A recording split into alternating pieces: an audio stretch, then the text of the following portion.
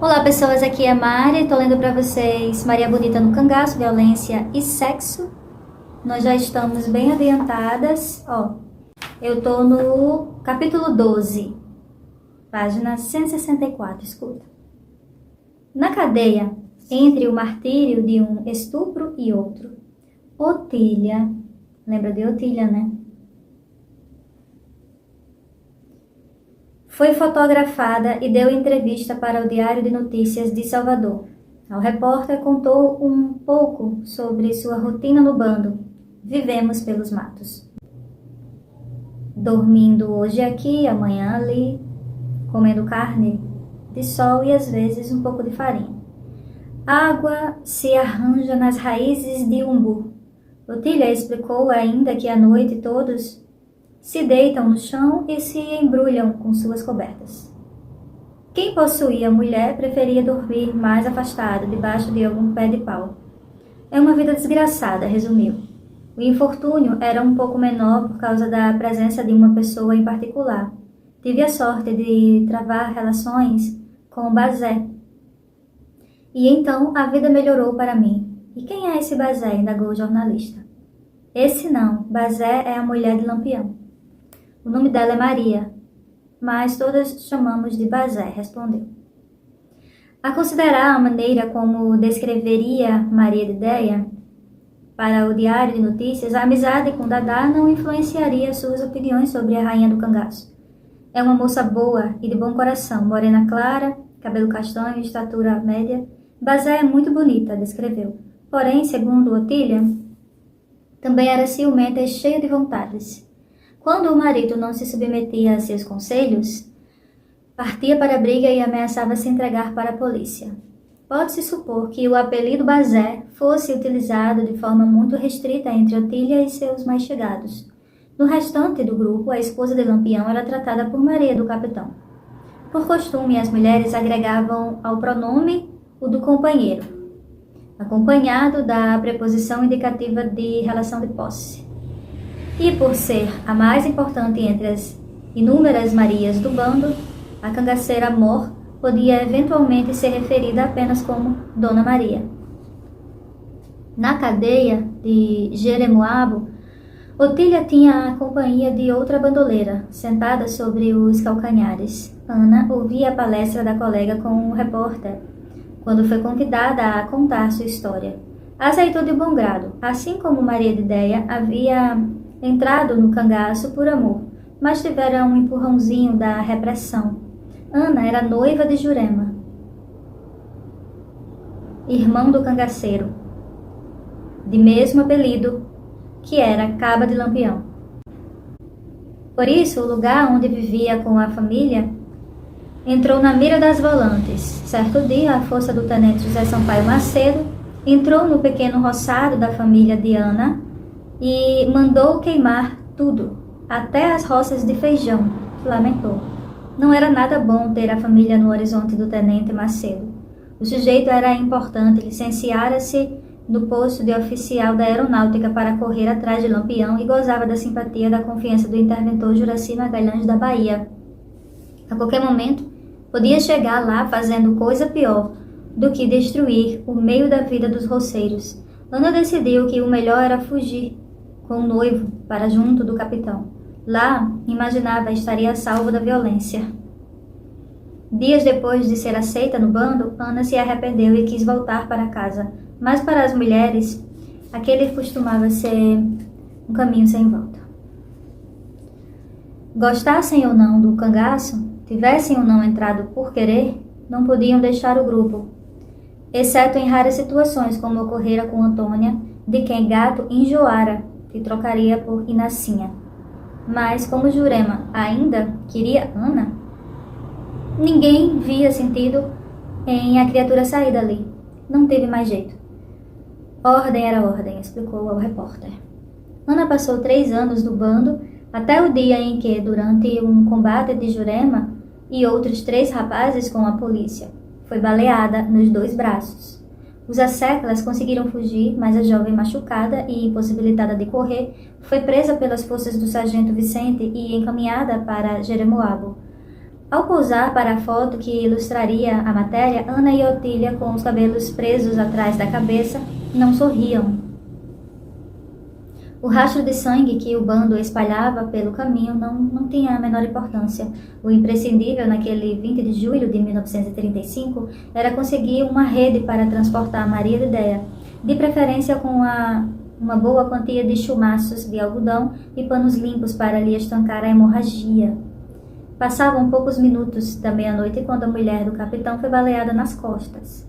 Seus algozes não eram macacos, mas comerciantes e fazendeiros, que se escondiam na casa de João Cacheado, tocaiados, para tentar defender do ataque dos cangaceiros o povoado pernambucano de Serrinha do Catimbaú, nas proximidades de Garanhuns. Na véspera, Lampião mandara avisar os homens que, se não lhe enviassem dinheiro, seria obrigado a ir até lá buscar a bufunfa pessoalmente. Modesto, o arraial não tinha nem ao menos um grupamento de polícia. A única autoridade de segurança da Serrinha, o comissário Inácio Bezerra, contava com um arsenal reduzido e um rifle velho. E um punhado de balas que cabia na palma da mão. Certos de que os bandoleiros, com seus equipamentos da última geração, fariam grande estrago ali, os moradores abandonaram suas casas tão logo tiveram notícia da iminência da invasão. Os 4 homens que concordaram em ficar em Serrinha para recepcionar os cangaceiros dispararam suas armas tão logo perceberam a presença dos cabras. Pegos de surpresa, os rapazes ficaram atônitos, principalmente quando viram Maria se esvaiando em sangue. Outra moça também seria atingida, Maria de Ema, mas sem gravidade. E foi assim que, tateando a caatinga em meio ao breu da madrugada, os cangaceiros chegaram a outro arraial, onde conseguiram não apenas a rede, o algodão e os panos, como também 4 sertanejos para carregar Maria até a localidade do Riacho do Saco, onde ela seria acomodada perto da lagoa do Serrote Belo, embaixo de um buzeiro. A companheira de Lampião seria tratada como a melhor da farmacopeia cangaceira. Para machucados a bala, nada mais indicado do que aplicar na ferida raspas de cachimbeira e por cima emplastro de pimenta malagueta. Havia ainda a opção de ministrar ao doente o chá de pinto, preparado da seguinte maneira: um filhote de galinha, preferencialmente vivo, era colocado dentro de um recipiente e com um pilão amassado até se transformar em uma pasta. Aos restos mortais do bicho era adicionado a casca cozida da folha verde de caxabeira. Por fim, a gororoba era coada em um retalho de morim, um tecido de algodão, e fervida ao enfermo. Depois de beber o chá de pinto, esperava-se que a paciente vomitasse. Se isso acontecesse, era sinal de que o sangue se espalhara e, em breve, o felizardo estaria curado. Do contrário, instaurava-se a preocupação, mas receio mesmo seria os cangaceiros quando os baleados emanavam cheiro de fezes. Perfuração dos intestinos era motivo para preparar a mortalha, segundo uma máxima do bando. Fedeu a cocô, fede a defunto. Jovem, forte e saudável, Maria de Déa logo se recuperou do tiro nas costas. 4 dias depois de chegar ao Riacho do Saco, sentia-se forte o suficiente para, com os demais cangaceiros, escalar a Serra do Tará, vencer penhascos e pegar o rumo da Serra do Buíque, a 70 quilômetros dali, onde faria um pouso na casa do coiteiro José Alcina, até que Maria estivesse totalmente curada. Como não sabiam atirar, as mulheres eram alvos fáceis dos caçadores de cangaceiro. Joana Gomes, apelidada de Moça, era uma exceção. Conseguia manobrar o fuzil com maestria, apesar de não gostar de combates. Porém, não fugia de uma boa contenda. Tentava, na medida do possível, fazer valer a própria vontade. Devido ao comportamento, era tida como geniosa e briguenta por seus pares. Alta, magra, textuda, sarará. Dona de um cabelo muito corrido para trás que emprestava ao conjunto uma aparência de calvície. Conforme a definição usualmente discriminatória de Estácio de Lima, moça permanecia a Cirilo, mesmo chateado com o episódio em que Lampião matou o seu amigo, que trabalhava na estrada da rodagem, e ele voltara para o grupo, depois de assassinar o irmão, Antônio. Durante uma festa, embriagado, quis agarrar a noiva do rapaz, que interveio contra o ataque. Ali, na presença de todos os convidados, Cirilo puxou a arma e atirou no irmão. Antes de tombar sem vida, ele teria gritado surpreso: "Me matou, Cirilo, me matou." Em dada ocasião, no coito, Moça cismou de lavar os pés numa bacia de uso coletivo, mas não queria ter trabalho.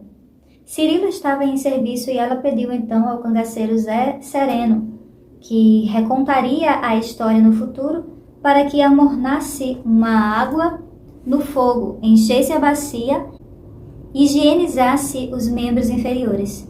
Zé Sereno era sobrinho de Cirilo. Daí também, porque moça, na condição de tia, sentia-se autorizada a agir daquela maneira. "Não lavo nada, só lavei os pés da minha mãe quando ela estava doente", respondeu Sereno, segundo sua própria versão. No dia seguinte, Cirilo estava de volta no coito. Moça foi correndo contar a ele a escaramuça com Zé Sereno, bravo. Cirilo foi tomar satisfação com o sobrinho.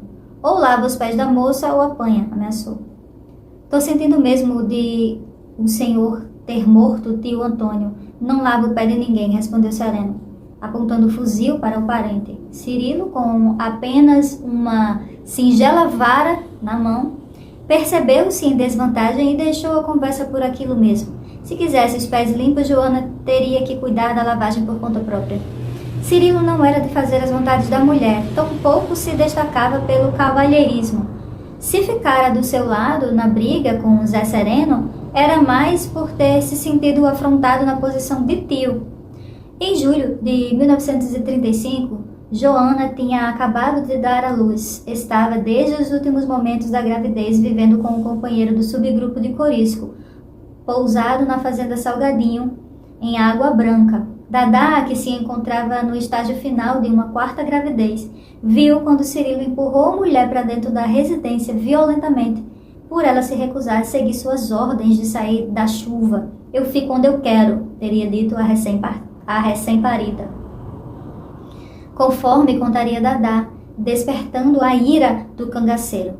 Dias depois do desentendimento, Cirilo deixaria Moça para mais uma missão Caatinga adentro. Quando partiu, ainda bravo com a companheira, não sabia que jamais voltaria a vê-la.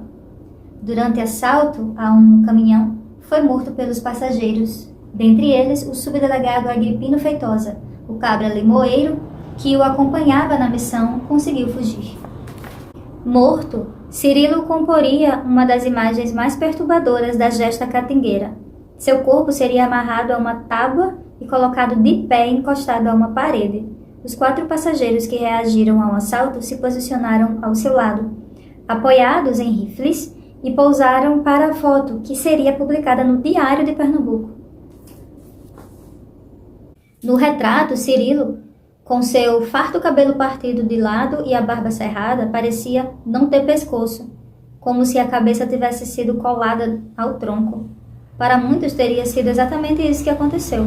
Alguém o degolou e depois, para deixar a foto mais impactante, posicionou a cabeça sobre o tronco, disfarçando a gambiarra com o auxílio de um lenço. Quando publicou seu romance Angústia no ano seguinte, o escritor Graciliano Ramos faria alusão à imagem. "A figura que me veio ao espírito foi a de Cirilo e Engrácia, terrível, amarrado a um tronco, o cabelo comprido ensombrado ao rosto, os pés suspensos mortos." Espanta-se na obra o personagem Luiz da Silva. No bornal de Cirilo de Engrácia seriam encontrados delicadas roupinhas de recém-nascido. Entre um serviço e outro, o cangaceiro aproveitava para pegar uma encomenda para Dadá, o enxoval de seu bebê, que estava prestes a nascer. Moça não teria tempo para lamentar a morte de Cirilo, tão logo foi informado por Limoeiro da morte do colega. Corisco achou mais seguro deixar a fazenda Salgadinho. O grupo recolheu os pertences e tomou direção da fazenda Beleza, no município de Pão de Açúcar, em Alagoas. Dadá ficou arrasada. Mais uma vez não teria a felicidade de comer galinha de parida. Para ajudar no fortalecimento da mulher depois do parto, os cangaceiros tinham o hábito de matar e assar capões engordados especificamente para esse fim. A exemplo do que ocorrera em seus outros partos, teria de deixar o coito antes que se tivesse tempo para preparar a iguaria. Não havia como transportar os bichos na viagem. Logo no início da jornada, Dadá começou a sentir contrações. Mal conseguia ficar de pé, mas tentava firmar o passo para não aborrecer Corisco. Pensou em comentar algo com o companheiro, mas temeu levar uma bronca. A situação era ainda mais complicada porque a chuva forte atrapalhava a visão da mata aberta com golpes de facões. Às vezes, sentindo o que chamava de dor divina, Dadá caía em meio aos espinhos e era reerguida pelos colegas. Então, firmava as alpercatas nos pés e prosseguia a viagem, respondendo estar apenas cansada e molhada aos que perguntavam o motivo daquela cara de sofrimento. Para chegar à Fazenda Beleza, o grupo precisava cruzar o trecho de um rio. Ainda chovia forte no momento em que iniciaram a travessia. Dadá, que não sabia nadar, ficou em pânico com a força da correnteza, vendo a hora de ser carregada. O pedaço era fundo. A água batia no queixo da cangaceira. Depois de suportar tanto martírio estoicamente, a mulher arregou: "Me tirem daqui, que o menino vai nascer dentro d'água." Assustados, os cabras se juntaram para carregar a cangaceira, posta deitada dentro de uma barraca erguida às pressas por Corisco, tão logo deixara o rio. Dadá fazia força para expelir o bebê, mas sentia o pé da barriga vazio. Corisco, "O menino está atravessado", gritou. O diabo louro se pôs a rezar em nome de Nossa Senhora do Bom Parto, ao mesmo tempo que com os dedos massageava a barriga da mulher. Moça tentou mudar a posição da criança, fazendo fortes movimentos com as mãos sobre o ventre da amiga. Como nada desse jeito, Dadá teve uma intuição, conforme relataria décadas depois. "Me sacudam com as pernas para cima." Com a força que lhe era característica, Corisco virou a mulher de cabeça para baixo e sacolejou-a vigorosamente. Assim que foi posta de novo no chão, Dadá pariu o quarto filho. Apesar das dificuldades, a criança nasceu forte e em perfeita saúde. Aquele era o dia 29 de agosto de 1935. 14 dias depois, o garotinho, cujo rosto tinha todos os traços da mãe, foi encaminhado para o padre José Hermano Bulhões, vigário de Santana do Ipanema, em Alagoas, com o seguinte bilhete: "Senhor Reverendíssimo Vigário da Igreja de Santa Ipanema Bulhanzes, desejo que esta vá lhe encontrar gozando perfeita saúde e paz de espírito, assim como os que lhe foram caros. Senhor Bulhanzes, segue em companhia dessa carta esse menino para o Senhor criar como seu filho e educar da forma que puder. A madrinha é Nossa Senhora e o padrinho é o Senhor mesmo. Peço o bom vigário que crie este menino da melhor forma que puder. O pai do menino sou eu, capitão Gomes da Silva Cleto, conhecido por Corisco. A mãe do menino é Maria da Conceição, conhecida por Dadá. Capitão Corisco, chefe do grupo dos grandes cangaceiros. Silvio, como o menino viria a ser batizado, receberia educação esmerada. A moda pegara. Depois do retrato de Cirilo morto em pé, corpos de outros 4 cangaceiros seriam fotografados amarrados em tábuas e apoiados na parede. mas no lugar de empertigados assassinos, os defuntos dividiam um retrato com o caixão. Os assassinos podiam contar com motivos de orgulho, mas tinham juízo suficiente para não sair alardeando o feito aos quatro ventos do sertão. Eram coiteiros que, perseguidos pela polícia, haviam decidido armar uma emboscada para matar os cangaceiros e assim conquistar a simpatia das forças armadas, das forças policiais. Na luta com os bandoleiros na fazenda Aroeirinha, um dos traidores, Félix Alves, acabou morto. Era dele o corpo que jazia no caixão. A execução dos bandoleiros acabaria por se revelar uma péssima ideia. Os dois fazendeiros sobreviventes não foram recebidos como heróis pelas forças de Alagoas, estado onde encontra a chacina. A pressão sobre eles não passara de jogo de cena. Um dos tenentes da polícia alagoana, José Joaquim Grande, atuava como fornecedor de armas para os bandoleiros. Para piorar, um dos mortos era primo de Dadá, o cangaceiro limoeiro que escapara do assalto que culminou no fim de Cirilo de Ingrácia. No que dependesse da influência de Dadá sobre Corisco, a vingança seria cruel. E foi. Na fazenda Jaburu, Moita Brava, subordinado do Diabo Louro, matou os jovens roceiros Zezinho, Messias e Cazuza, cujo único crime era serem filhos de Saturnino, velho amigo de Antônio de Amélia, um dos coiteiros que armaram a emboscada para os cangaceiros. Mais tarde, na fazenda Lagoa de Couro, os rapazes de Corisco executaram 3 crianças, os meninos Jorge, João e Benedito, e queimaram o paiol de algodão e os chiqueiros de bode da propriedade de Martins Vieira, parente do mesmo Antônio. Antes de deixar a fazenda, mataram 2 vacas. A passagem de Dadá, de menina inocente e brincalhona para mulher fria e vingativa, se processara em alta velocidade. O pequeno punhal do cabo de prata que, em seus primeiros tempos no cangaço, fazia às vezes de brinquedo, evoluía para uma perigosa arma. Dizia que era para matar gente feia, que não tem dinheiro. Conforme ouvira de gente próxima a ela, o então soldado Joaquim Góes, as ameaças que, segundo consta, jamais seriam cumpridas, não representam o maior perigo vindo de Dadá. Era a naturalização da violência e o incentivo para as práticas bárbaras de Corisco, os principais indicativos da transformação da cangaceira. O ano de 1935 teria como saldo uma grande conquista e o começo de uma onda de problemas para os cangaceiros.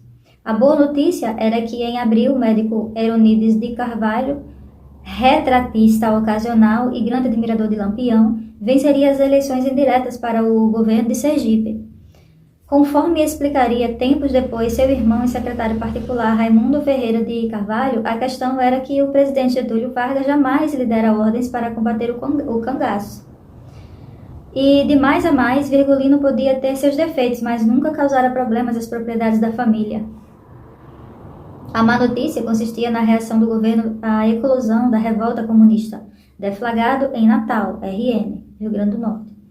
Em novembro de 1935, o levante armado fora organizado pela Aliança Nacional Liberal, ANL, e tinha por objetivo derrubar o presidente Vargas e colocar em seu lugar o líder comunista Luiz Carlos Prestes. Sem conseguir adesão popular, a revolta foi facilmente debelada pelo governo depois dos levantes em Recife e Rio de Janeiro. O chefe da ANL, a quem Lampião devia a oportunidade de ter conhecido o padre Cícero, no episódio em que recebera modernos fuzis do exército, farta munição e a falsa patente de capitão para combater a coluna Prestes, tinha os cangaceiros na conta de camponeses revolucionários. Tratava-se não apenas de uma opinião assumida em artigos de jornais, nos quais descrevia Lampião como um combatente que tirava dos ricos para distribuir aos pobres, tal qual Robin Hood. Como também estratégias políticas. Durante sua temporada de formação em Moscou, Prestes convencera o comando da Internacional Comunista da necessidade de aproximar os bandoleiros da caatinga dos revolucionários brasileiros, vinculando-os às causas operárias e do campesinato. Por ocasião do sétimo Congresso Mundial da Internacional Comunista, Um estudo referente à América Latina e ao Caribe apontava, no começo de 1935, a boa condição pré-revolucionária para o Nordeste do Brasil, em função do movimento insurrecional dos camponeses, citava a figura já mundialmente famosa de Virgulino Ferreira da Silva. O documento informava ser o Nordeste o palco privilegiado onde atuam os destacamentos guerrilheiros de Lampião e de outros. O rei do cangaço e seus rapazes, contudo, de comunista não tinha nada. Estavam muito mais próximos da burguesia, representada na figura de tenentes, coronéis e chefes políticos, do que do proletariado. Formado por sertanejos pobres que viviam entre a cruz e a espada, vitimado pela violência de soldados e cangaceiros, pelo abandono do governo e pela inexorabilidade das secas. Para azar do capitão Virgulino, a revolta comandada por Prestes colocaria cangaceiros e comunistas em uma mesma categoria, a de inimigos do regime Vargas, a ameaça vermelha, fortalecida por meio de um movimento armado ainda fracassado.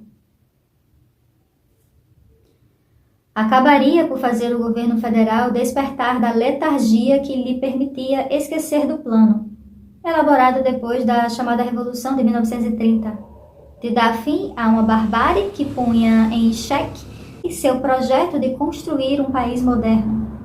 Um país que não ornava com sertanejos em fúria, marcando mulheres como gado e abatendo homens como pássaros, ainda que a selvageria ocorresse bem distante da zona sul carioca, no longínquo sertão do Nordeste brasileiro. Então, assim terminamos mais um capítulo do livro de Adriana Negreiros, Maria Bonita e o Cangaço, Sexo e Violência. Espero que estejam gostando. Obrigada por ficar por aqui. Até a próxima. Tchau!